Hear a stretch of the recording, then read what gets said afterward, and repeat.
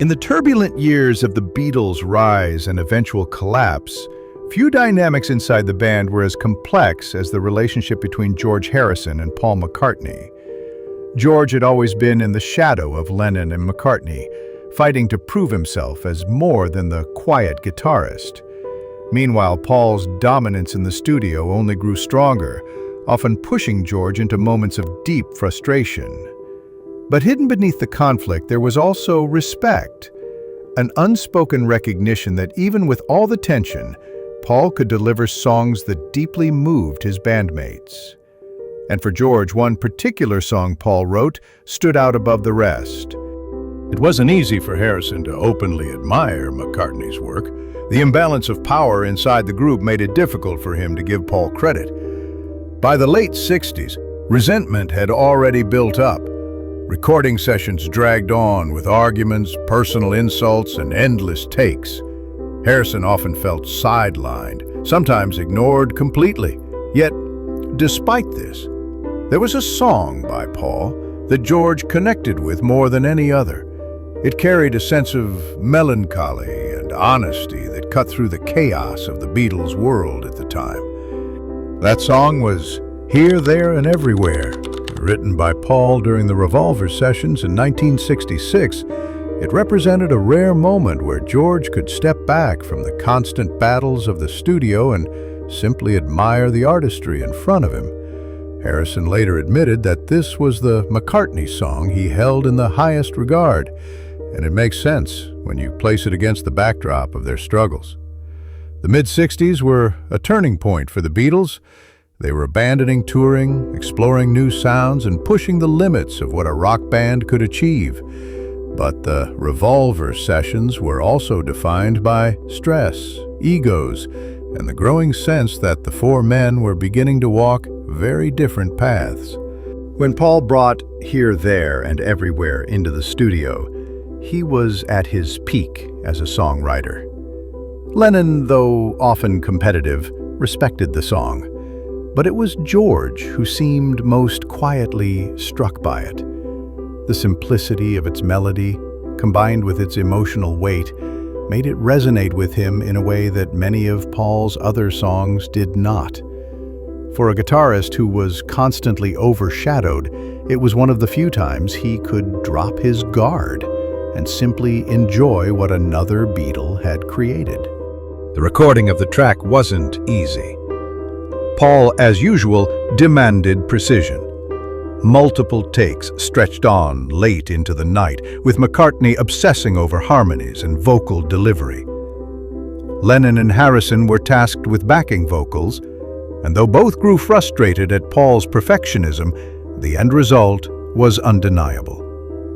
The harmonies soared, giving the song a unique texture that made it stand apart on the album. Harrison, who often struggled with Paul's controlling nature, could not deny the brilliance of this moment. By this point, tensions were escalating in nearly every Beatles recording session. Paul's drive to control the process often clashed with George's growing independence as a songwriter. Yet when Here, There, and Everywhere took shape, it was different. George wasn't fighting to get his own songs onto the record in that moment. He wasn't clashing with Paul over arrangements. Instead, he was genuinely moved. For once, admiration cut through the resentment.